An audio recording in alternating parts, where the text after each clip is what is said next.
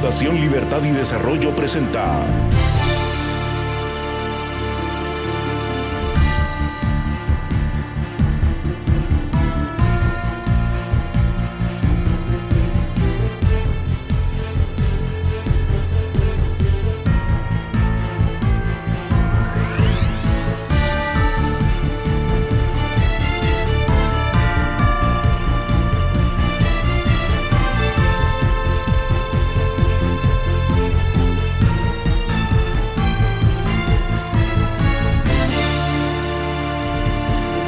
Razón de Estado con Dionisio Gutiérrez. Dicen que es bueno aprender de la historia, aunque sea para no repetirla. Sin embargo, en pleno siglo XXI, la especie humana sigue sufriendo las consecuencias de los mismos errores, vacíos y ausencias que nos han acompañado a través de la historia. Seguimos explorando alternativas y buscando respuestas para alcanzar la misma quimera que se propuso el ser humano desde que se instaló como el protagonista de la creación, desarrollo y bienestar. Parece ser que nuestro diseño, nuestra forma de ser, tiene conflicto o una especie de cortocircuito para ser consecuentes, para trabajar, hacer, actuar y decidir en función de las metas y los sueños que queremos alcanzar. Es más, muchas veces, a veces más de la cuenta, nos hacemos daño unos a otros o incluso nos destruimos unos a otros o a nosotros mismos. Por eso, la especie humana se vio forzada a diseñar un sistema que evite que nos matemos unos a otros. El sistema menos imperfecto que se ha encontrado hasta hoy se llama democracia y funciona a través de instituciones que sirven unas de contrapeso a las otras. El fracaso de las naciones, las dictaduras, los estados fallidos, la polarización de la sociedad, la pobreza, la corrupción, la violencia y la impunidad son consecuencias de la erosión, el debilitamiento y el fracaso de las instituciones. Cada día son más los expertos que aseguran que las tres heridas que están destruyendo nuestras democracias y amenazando nuestras libertades son: la primera, la pérdida de efectividad y representatividad en la política. ¿Quién se siente hoy representado por su diputado, por su alcalde o por los dirigentes políticos que piden su voto? Esos personajes responden cada vez más a agendas criminales que buscan dinero y poder. La segunda herida es el declive, el debilitamiento de la clase media. De este grupo de la sociedad depende la estabilidad política en las democracias. El modelo de desarrollo está fallando y con la pandemia se aceleraron las consecuencias de algo que ya venía torcido. Falta audacia y liderazgo en las élites para diseñar, proponer y ejecutar un modelo de desarrollo exitoso. La tercera herida es la ausencia de justicia, la falta de certeza jurídica, el Estado sin derecho. Las tres heridas que sufre hoy la humanidad fueron causadas porque permitimos que las instituciones que nosotros mismos formamos se contaminen, se perviertan y se quiebren. Vivimos en el engaño y la contradicción. La consistencia no es una de nuestras virtudes. En Guatemala, donde las tres heridas son profundas, hablamos hoy de reactivar una economía que nunca ha sido muy activa. Al mismo tiempo que se encuentran los millones de los caleteros sin vergüenza, al mismo tiempo que presenciamos el triste estado que hemos construido, al mismo tiempo que somos testigos pasivos de cómo la política compra, atropella y amenaza para mantenerse en el poder. Hablamos de reactivar una economía que realmente nunca ha despegado, una economía que ha servido a pocos y que precisamente no da más por las tres heridas que no queremos curar. Vivimos en el engaño y la contradicción. La consistencia no es una de nuestras virtudes. Si queremos que nuestra historia deje de repetirse, la devastación humana que dejará la pandemia puede y debe ser punto de inflexión para Guatemala. Debe ser el momento en que volvemos a las bases para construir una democracia republicana de instituciones y de derecho, en un marco de libertad que facilite el crecimiento económico y la creación de oportunidades. La humildad es una virtud que ayuda a evitar que cometamos los mismos errores que la historia ya nos hizo pagar y nos puede enseñar de una vez por todas que el éxito y la prosperidad de las naciones está en la fuerza de sus instituciones.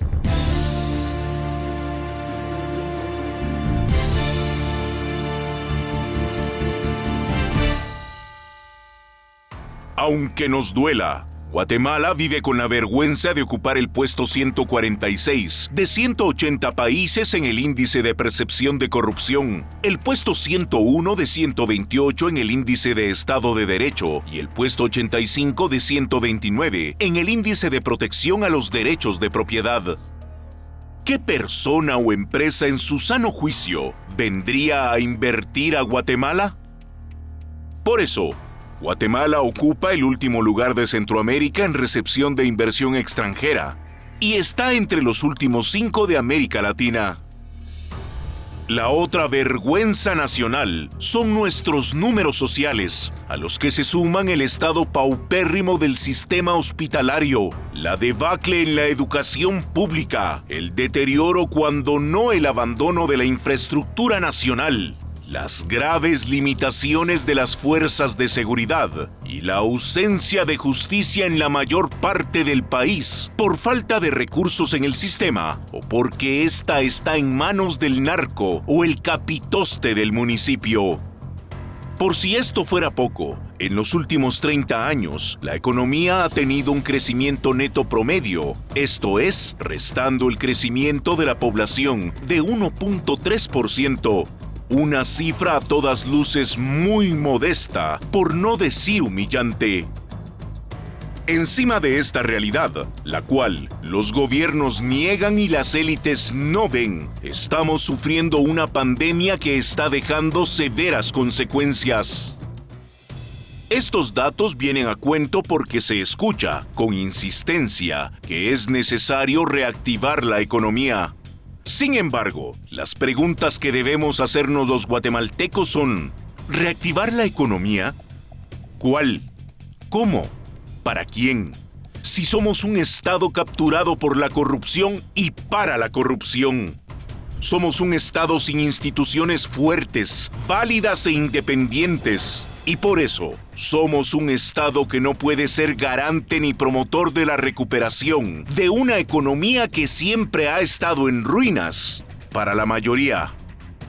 Los seres humanos somos propensos, ingenuos y hasta promiscuos, si es que no es mala fe, para negar o no ver la realidad.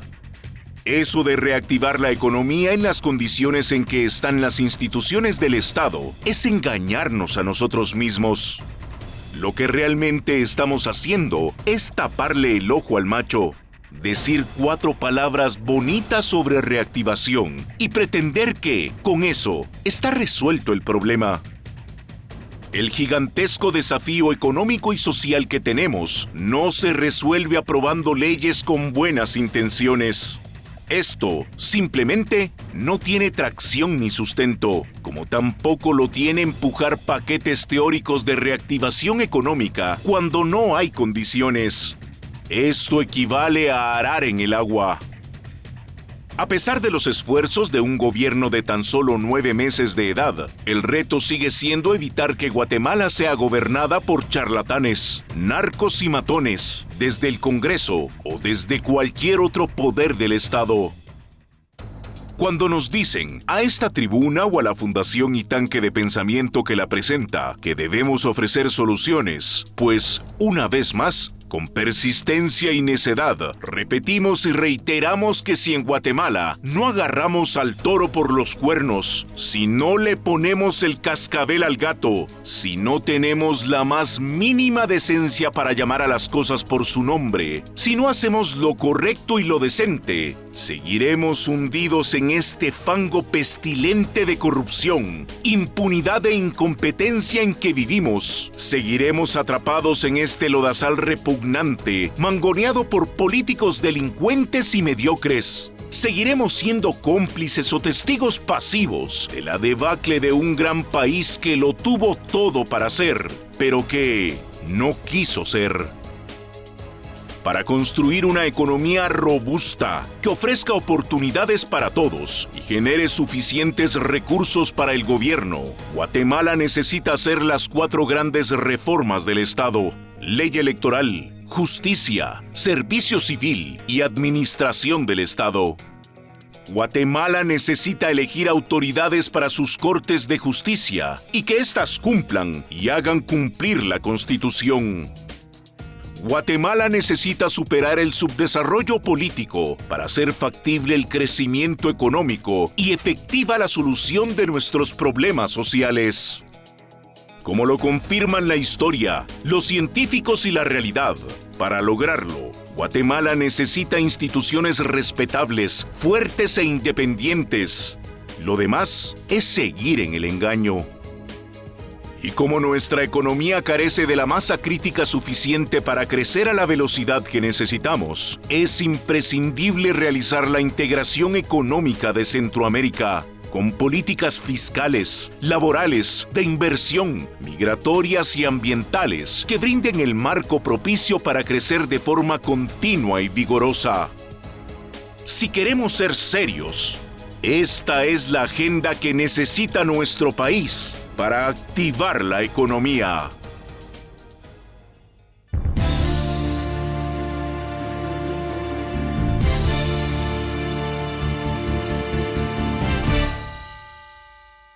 Bienvenidos a Razón de Estado. Tengo el gusto de presentarles al ingeniero Juan Carlos Páez, presidente de Fundesa. Fue comisionado presidencial ad honorem para los programas de competitividad, inversión y objetivos del milenio. Guatemala mejoró 26 puestos en el ranking del Doing Business durante su gestión.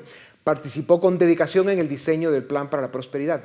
Y el licenciado Juan Carlos Teffel, quien fue presidente de Cámara de Industria y de CACIF, después de una larga carrera en las instituciones del sector privado, a pesar de su juventud, tiene un máster en administración de la Escuela Mendoza de Notre Dame, tremenda escuela. Los dos son ciudadanos comprometidos y dirigentes responsables y presentes en las dinámicas cívicas en Guatemala. Gracias por su tiempo a los dos, Juan Carlos. Ingeniero Páez, en estos días se habla mucho de reactivación económica. En los últimos 30 años la economía ha crecido en términos netos, quitando crecimiento de la población, 1.3%. Es una cifra muy triste para un país donde la mitad de su población vive desde hace 100 años debajo de la línea de pobreza. ¿Es suficiente con reactivar una economía que nunca ha sido muy activa o debemos hacer y aspirar a algo más? ¿Un modelo de desarrollo integral y efectivo, rescatar la política, etcétera? Pues, gracias, Dionisio, por la oportunidad. Primero, yo te diría que la semana pasada tuvimos un momento muy especial en la reunión de CONAPEX. El gobierno de la República, la Municipalidad de Guatemala y el sector privado, todos pronunciaron conclusiones sobre un estudio de un plan de recuperación económica para poder atraer más empleos, más inversiones y más prosperidad a Guatemala. Es la primera vez que vemos un plan hecho por una consultora bastante más seria que las anteriores. Y este es un plan que lo que busca es que este flujo de 5,000 trillones de dólares que está yéndose de China al resto del mundo, que Guatemala pueda aprovechar cuáles son los sectores que van a hacer más, que termina en 3 estrategias básicas, que es agarrar 20 productos de exportación, enfocarlos y poder aumentar en 5,000 millones de dólares las exportaciones, tomar y dar un salto para un grupo de sectores como el grupo de farmacéuticos, el grupo de maquila de electrónicos, y el grupo de servicios, por decirte ejemplos, donde podamos desarrollar la economía en base a otros sectores y a un nuevo diseño de capital humano.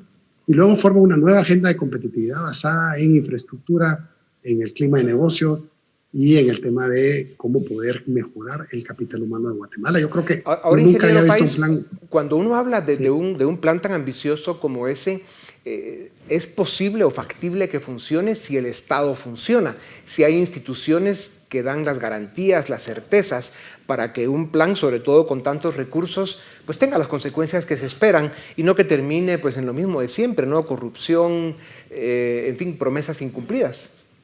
Sí, esta es solo una parte del plan, ¿verdad? O sea, la parte económica del plan, la parte de competitividad y la parte por donde debemos de tomar la economía para que sea más incluyente y aumentemos 800,000 empleos, el número de personas que están activamente en la economía. Obviamente en el tema de justicia, las instituciones, las ciudades intermedias, las infraestructura vial hay que trabajar un poco más.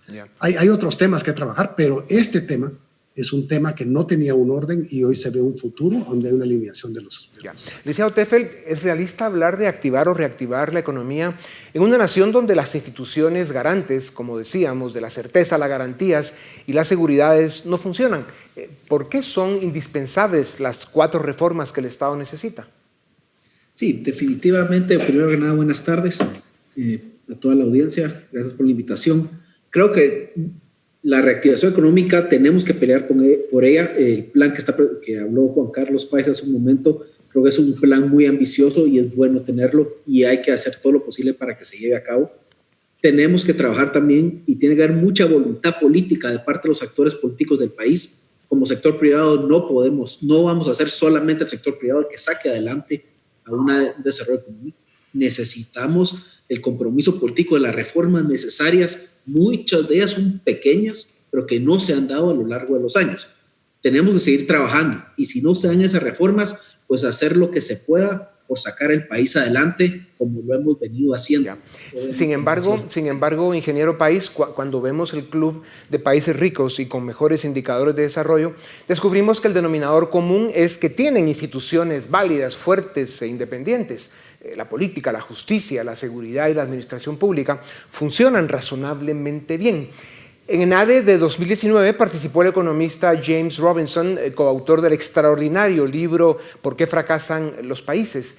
Como tantos otros, Robinson y Acemoglu aseguran que el fracaso de los países se debe a que las instituciones no funcionan, las califican de extractivas. Fundesa dio un gran aporte al país con aquel evento, pero sucede con frecuencia que invitamos grandes doctores, extranjeros porque entre nosotros dejamos de escucharnos y de creernos, para que nos den el diagnóstico, nos dicen qué medicina tomar y de todas formas seguimos agonizando. ¿Qué nos pasa? ¿Por qué no somos capaces de alcanzar los consensos mínimos suficientes para salir de las miserias en que vivimos? Yo diría que tal vez lo que nos falta más es disciplina, porque a raíz de ese ENADE del 2019 venimos trabajando el tema de servicio civil, se ha fortalecido la Oficina de Servicio Civil en el Estado, estamos tratando de lograr como país que haya mejor capital humano en las instituciones, pero el capital humano viene de un ambiente también donde, por ejemplo, hemos triplicado el presupuesto de salud en los últimos 15 años, pero no hemos mejorado la cobertura de secundaria y preprimaria. Luego hemos invertido en desnutrición bastante cantidad de dinero, pero no hemos mejorado los indicadores. Y tenemos hoy un préstamo del Banco Mundial de $100 millones por ahí, que tenemos que hacer que funcione para que la desnutrición camine. Si no tenemos un país sin desnutrición y con educación, la gente que vamos a tener en el Estado va a ser muy difícil. Sí.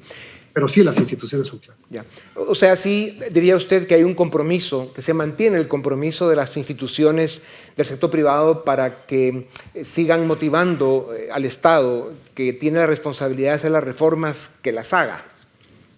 Así es, el fortalecimiento del sector privado y de todo el país depende de que las instituciones sean fuertes y sean sólidas en el país y tengan la mejor capital. Licenciado Teffel, a usted le tocó vivir momentos difíciles como presidente de CACIF, los vacíos que ha dejado la política en las necesidades de liderazgo nacional, en la discusión de los problemas del país y en la propuesta de soluciones.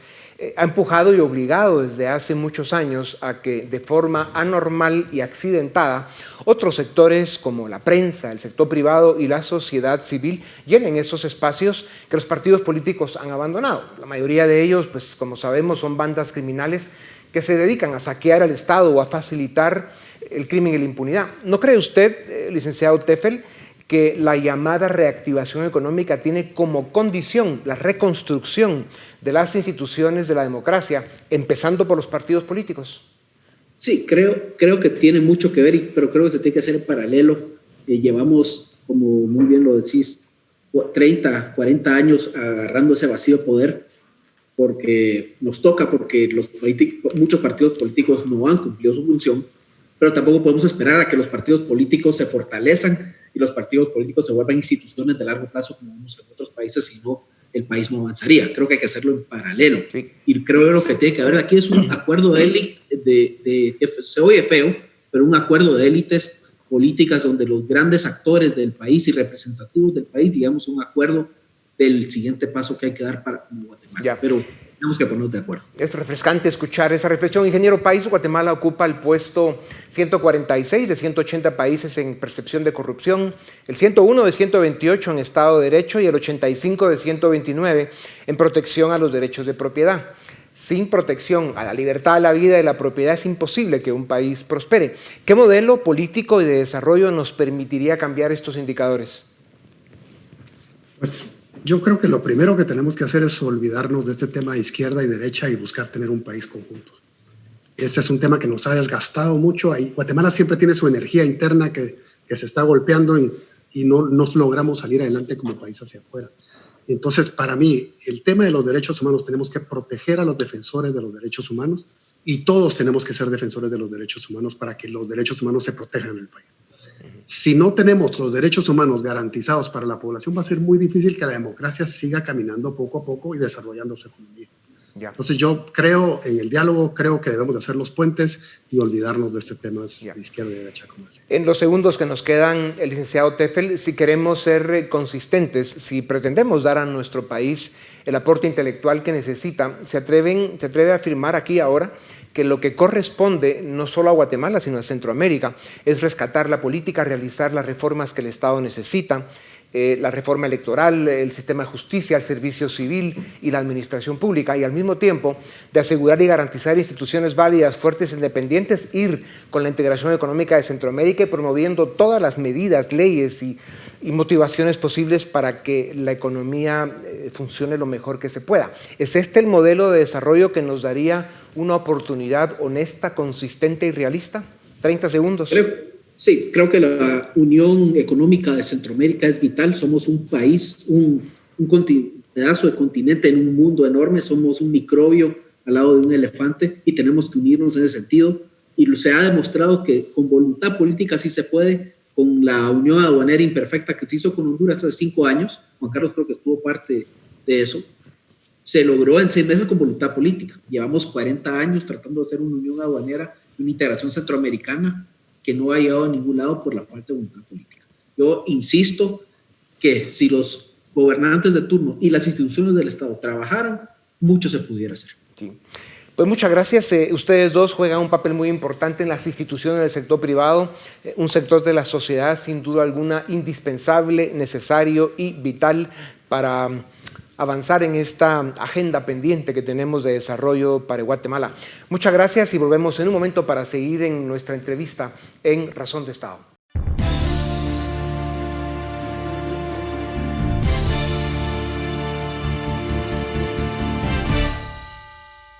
Les presento ahora a Paul Boteo, director ejecutivo de Fundación Libertad y Desarrollo, y a Philip Chicola, director del área política de nuestra fundación.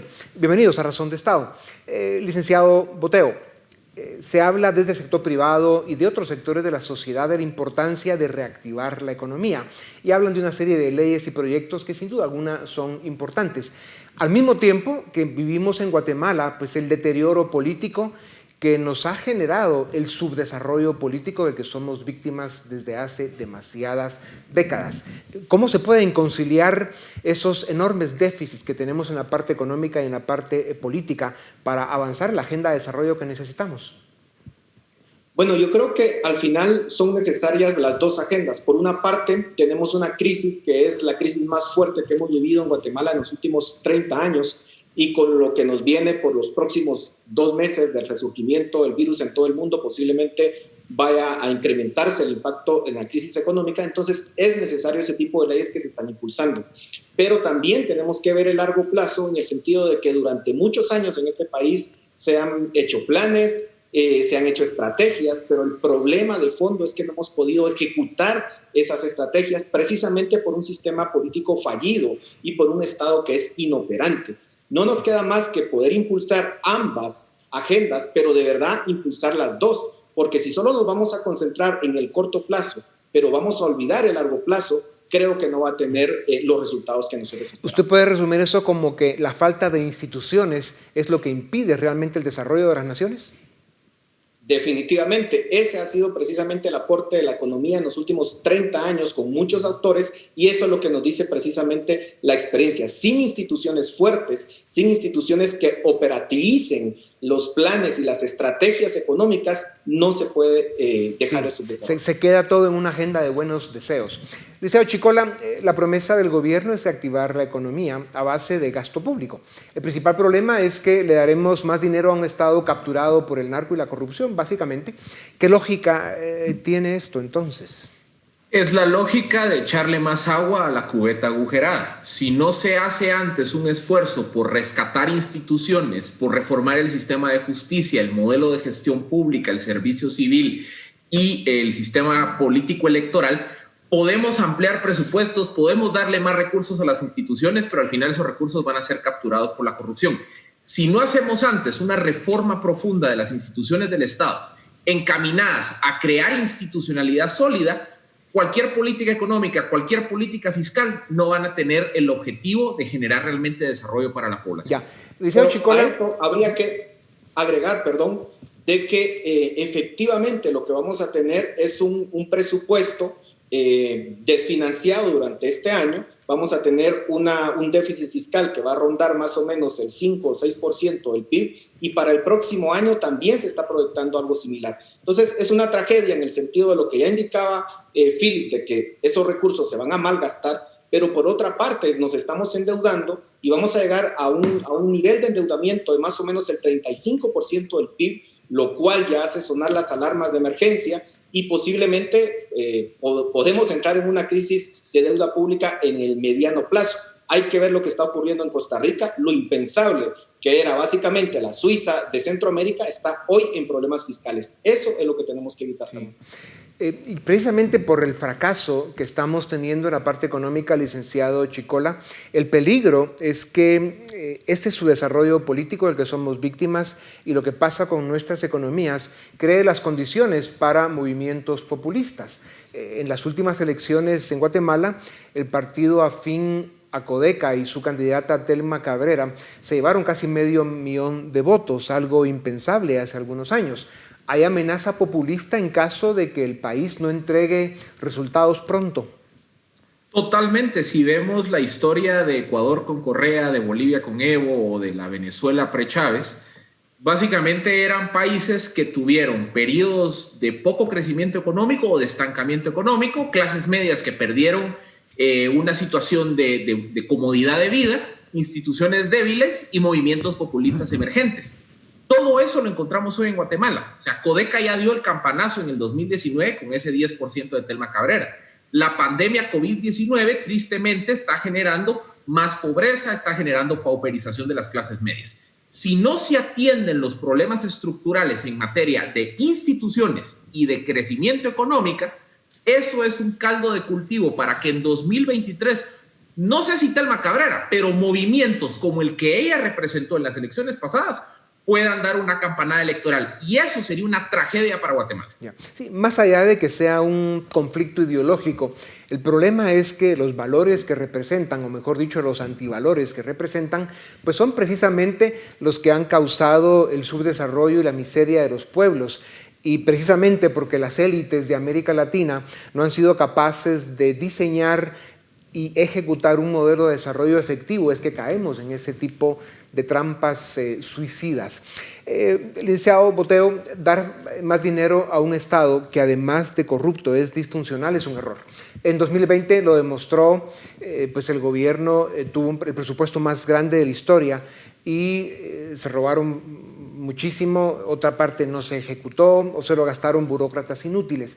¿Cómo impulsar una reforma al servicio civil y a las contrataciones que se hagan desde el Estado para que realmente sirvan al ciudadano y no al revés? Con sentido de urgencia. Yo creo que hemos tolerado durante mucho tiempo que se roben el dinero. Vemos el ejemplo que ha sucedido esta semana, por ejemplo, con un funcionario público que dice que se le perdieron 135 millones de quetzales, lo cual es una vergüenza y debe de indignarnos a todos los ciudadanos. Y lo que nos dice esto es que necesitamos con urgencia una reforma del servicio civil. El Estado de Guatemala ha alcanzado un nivel de complejidad ya bastante grande. tenemos leyes que regulan distintas instituciones, se tiene que unificar. Pero esto, por supuesto, no le conviene a los diputados porque muchos de ellos se benefician con plazas fantasmas, con darle, de hecho, plazas a sus amigos como favores políticos. Entonces, ¿qué nos queda? Como ciudadanía tenemos que hacer la presión, pero no solamente la ciudadanía, sobre todo las élites. Tienen que dejar de estar acomodadas pensando de que aquí no va a pasar nada más, sino que pensar en los peligros que como país tenemos si no lo cambiamos. Licenciado Chicola, todo el cambio al sistema viene de los políticos y para que lleguen mejores políticos necesitamos partidos políticos institucionales, auténticos, verdaderas instituciones que representan a los ciudadanos. Ya hay una propuesta de reforma electoral en discusión. ¿Qué aspectos deben cambiarse para lograr partidos políticos de verdad? Bueno, básicamente hay que cambiar el sistema de elección, ya no votar por listas, sino votar por personas. Hay que democratizar los partidos, es decir, que haya competencia interna para que nuevos liderazgos puedan desplazar a toda esa partidocracia corrupta que ha tomado control del sistema político.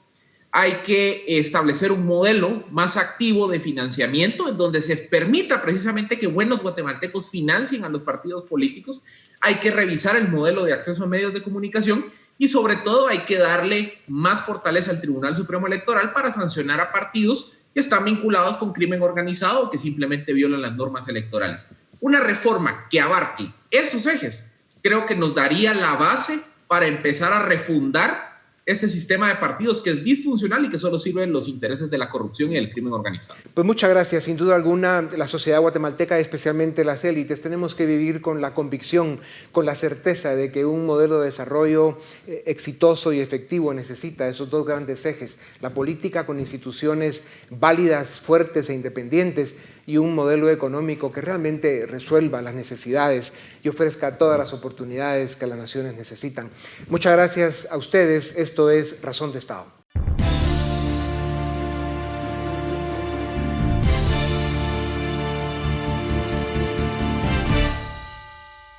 Bienvenidos al debate en Razón de Estado. Hoy vamos a hablar de temas de coyuntura. Hoy nos acompañan Juan Carlos Zapata, director ejecutivo de Fundesa, y Javier Soria, quien es analista y empresario, para hablar un poco de, yo digo coyuntura, pero digamos relacionándolo con la situación que vivimos, porque evidentemente estamos en una etapa, digamos, complicada. Hemos enfrentado una pandemia, esto ha traído consecuencias muy complicadas para la economía y por lo tanto para los indicadores sociales de los guatemaltecos, y pues ya se están discutiendo diversos temas relevantes para la reactivación económica del país, y entonces quisiéramos tener aquí un debate con ustedes para ver en qué dirección deberían caminar este tipo de medidas. Así que, Juan Carlos, voy a empezar contigo. Se ha hablado un poco de ciertas políticas concretas de reactivación y tomo como ejemplo en las últimas semanas de los temas críticos del Estado. Se conoce que el director de caminos del MISIBI dice que no sabe que se hicieron 135 millones de quetzales. Entonces uno dice, wow, cuando ve al Estado tan disfuncional, uno se pregunta si es suficiente hablar de medidas concretas de reactivación económica o realmente tenemos que enfocarnos en aquellas grandes reformas de Estado para poder entonces, en un segundo momento, ver los resultados en términos de reactivación. ¿Cuál es tu sensación, Juan Carlos?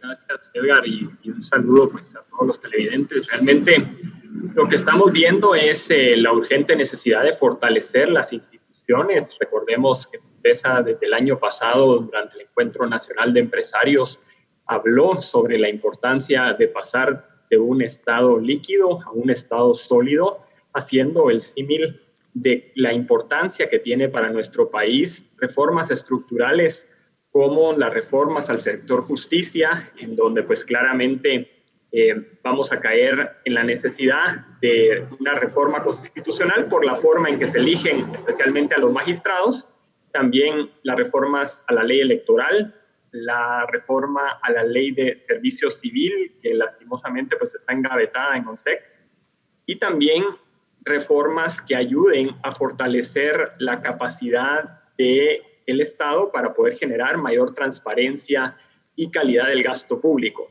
Así es que es fundamental el poder, creo yo, tener una agenda de Estado, y creo que ahí desde diferentes sectores tenemos que trabajar de forma conjunta para que esto se logre, pero adicionalmente necesitamos una reforma económica que ayude a elevar el crecimiento económico. Por un lado, pues ya el gobierno presentó un plan bastante coherente para poder generar mayores inversiones, mejorar la capacidad del empleo, y en el Congreso también se discute una agenda económica que esperamos pues pueda ser aprobada con diferentes iniciativas de ley que están pendientes de aprobación. Gracias, Juan Carlos. Javier, compartirás un poco esta visión, porque lo que estoy planteando es, bueno, obviamente hay temas muy importantes en agenda económica, pero si el Estado no funciona como parece que no ha funcionado, no solo los 135 millones, que eso es un tema de corrupción y de mal manejo del gasto que ha sido recurrente, sino que además vemos un Estado que en 2020 se le da el presupuesto más grande de su historia. O sea, nunca un gobierno tuvo tanto presupuesto como este. Y sin embargo, no es que hayamos visto buenos resultados, porque el Estado no sirve, no funciona, es incapaz, es inoperante. Entonces, ¿cuál debería ser la prioridad, Javier? ¿Coincidís en que tiene que ser un tema de reforma, priorizando quizás justicia electoral y demás, como lo menciona Juan Carlos? Sí, el tema es que como depende de la voluntad política, entonces depende de las oportunidades que se abren para empujar alguno de los ejes de reforma que ya delimitó Juan Carlos, y yo creo que lo sabemos de memoria y a nivel de diagnóstico hay un consenso.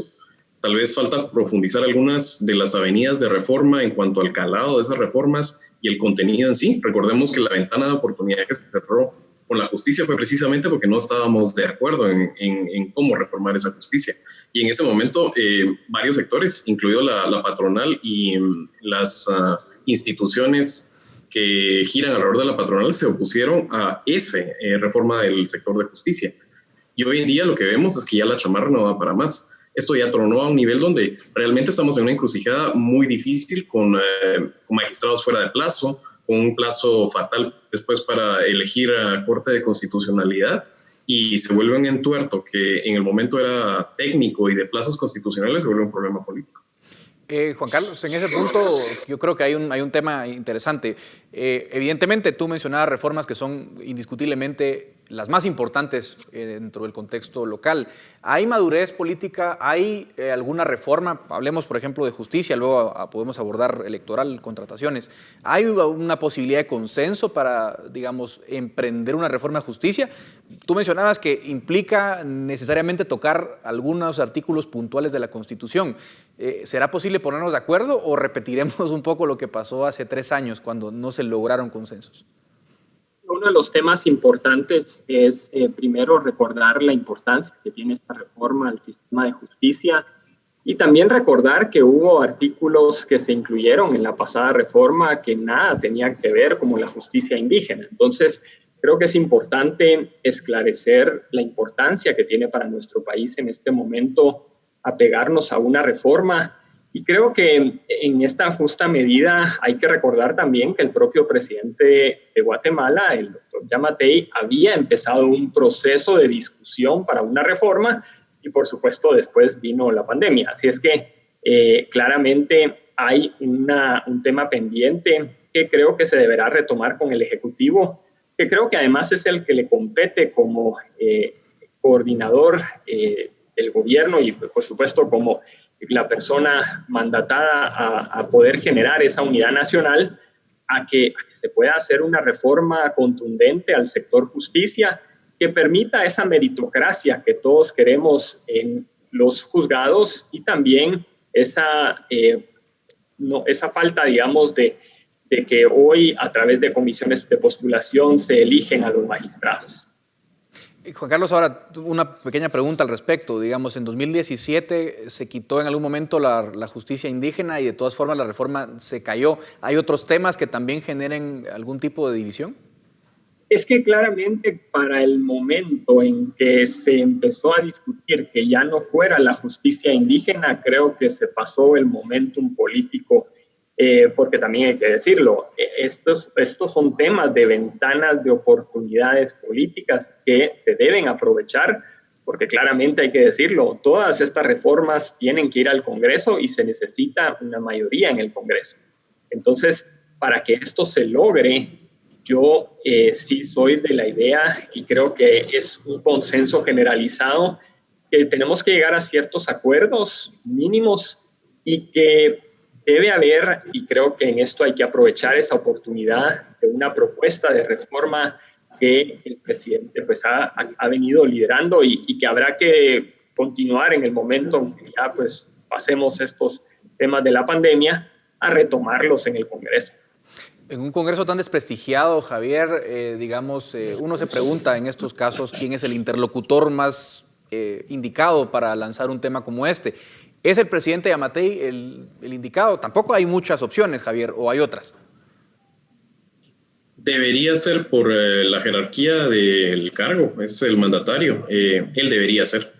El problema es efectivamente que se ha perdido mucho del capital político que trae una presidente entrante. Ya sabemos que eso también es precisamente por la crisis sistémica que hay. O sea, sí había condiciones para que no se pueda hacer en ese momento un buen gobierno con las condiciones que hay. Giammattei, incluso cuando uno escuchaba inicialmente antes de que tomara posición, tenía las ideas un poco más claras respecto a los ejes de reforma. Y esa claridad se fue perdiendo, y se fue perdiendo primero porque en medio del clima enrarecido que hay para generar gobernabilidad, tenés que dejar esos temas que tocan intereses un poco de lado. Y el otro, obviamente, lo de la pandemia, que eso le hubiera pasado a Giammattei y a cualquier presidente. Además, recordemos que Giammattei realmente venía con poco apoyo. Cuando uno mira cómo se coló a la segunda vuelta, pues también uno entiende que básicamente él salió electo como otra vez entre dos males, poner a escoger a los guatemaltecos y una Sandra Torres que simplemente electoralmente es inviable, ¿verdad? Y además de que es inviable, la vemos todavía ejerciendo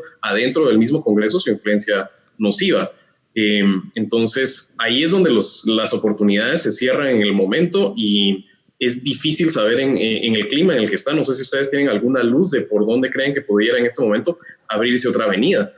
Ahorita hablamos de justicia, pero no hemos hablado de otra de los temas de reforma que hablaba Giammattei inicialmente, y él decía la lucha contra la corrupción, la parte de la justicia, la parte punitiva, la persecución, esa estuvo en Guatemala en algún momento. La que nunca hubo fueron las reformas al régimen de contrataciones y al servicio civil, pero hoy en día no vemos tampoco al Ejecutivo y a la bancada del partido oficial tocando esos temas. Y cuando uno mira la poca capacidad que se tiene de invertir, hablaste de que es el presupuesto más alto en la historia, que ha manejado un mandatario y un ejecutivo en general, no pueden ejecutar con calidad, con celeridad, con eficiencia y eficacia, simplemente porque el aparato estatal está completamente derruido. Y eso empieza porque ni siquiera tenemos a la gente que debe realizar los procesos adentro del Estado, donde deberían estar y el nivel que debieran estar. Tenemos puestos que son prácticamente todos políticos con muy poca burocracia técnica apolítica. A eso voy ahora, una pregunta para los dos un poco, empiezo con Juan Carlos. Es decir, entonces en ese contexto, digamos,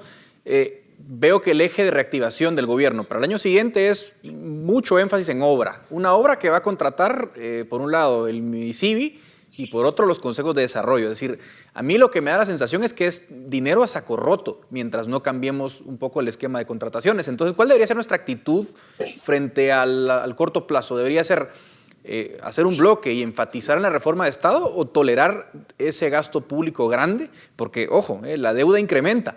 Y si esa deuda no se invierte bien, ahí está Costa Rica, ahí está Argentina, como ejemplos de los desmanes que se pueden causar. ¿Cuál debería ser nuestra actitud en todo caso ante ese fenómeno, Juan Carlos?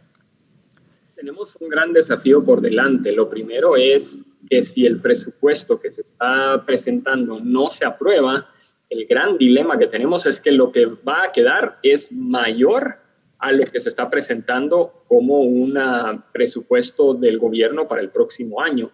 Entonces, uno de los temas que hemos conversado dentro de las diferentes instituciones del sector empresarial y que a través de la Alianza Técnica de Apoyo al Legislativo se han generado comunicados públicos es de la importancia que se tiene dentro de la Comisión de Finanzas de poder hacer una reforma en el dictamen, primero para blindar muchos de esos recursos. Segundo, es importante en el tema de infraestructura y nosotros desde Fundesa lo hemos mencionado, la importancia del cambio de modelo, porque de lo contrario vamos a seguir escuchando escándalos de corrupción precisamente porque el modelo que tenemos hoy no funciona. Y por el otro lado, estamos claros que se tienen que generar más recursos para educación, para salud, para desarrollo social, para toda la estructura de la reducción de la desnutrición crónica que tanto necesita el país, en términos prácticos de cómo poder mejorar la eficiencia en lo que se ha denominado la economía campesina, en cómo poder generar mejores sistemas de riego.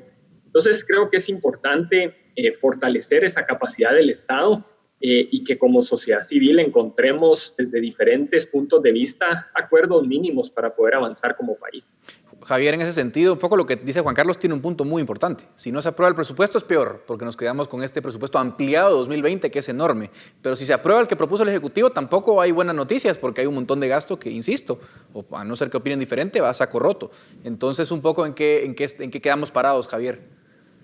Yo estoy de acuerdo en que hay que aprobar un nuevo presupuesto. No podemos venir arrastrando 2 años sin aprobar presupuesto. Y sí es cierto que la Comisión de Finanzas, en este caso, tendría que hacer un esfuerzo técnico de priorizar, pero también estamos viendo la crisis que hay en estos momentos alrededor del Ministerio de Comunicaciones. Sinibaldi Divino irrumpió en el panorama otra vez con la herencia que trae a cuestas de la corrupción. Vimos nuevas imputaciones que se le hacen ahora a la cartera que manejó Benito después en tiempos de Jimmy Morales, y recientemente vemos esos manejos tan poco transparentes y ciertamente dudosos de la Dirección de Caminos y del ministerio que actualmente encabeza Edmundo Lemus. Y en ese sentido yo quisiera que precisamente de los temas que tenemos que debatir como sociedades, vemos empujando fuertemente a Fundesa el tema de la reforma, en este caso a la forma de contratar obra pública y sobre todo las obras de la red vial, pero sin una reforma del servicio civil, realmente quiénes son las personas que van a llegar de todas maneras a incorporarse a esa nueva superintendencia. No es simplemente la forma como se contratan, como se pretende en el marco de la propuesta que existe de la Civial, que vamos a salir de ese tema si no se instaura un servicio meritocrático. Y esos son el tipo de candados y de condicionamientos políticos que deberían de tener el Congreso para poderles aprobar este presupuesto, que haya voluntad de eso. Ni siquiera estamos hablando de una reforma necesariamente al régimen legal, porque efectivamente hay que actualizar la ley actual del servicio civil, pero el marco legal que existe en este momento, promulgado en tiempos de Julio César Méndez Montenegro, estamos hablando finales de década del 60, ya tiene principios como la meritocracia. Lo que no hay es una voluntad política de entrar y limpiar la casa desde adentro. Básicamente lo que vino a hacer Yamatei es lo mismo que han hecho todos los presidentes antes, y es borrón y cuenta nueva, sacar y meter cuadros nuevos. Díganme ustedes si este director de caminos que tenemos en este momento es claramente un contratista, se le está pagando algún favor, eso es lo que se intuye o se puede leer.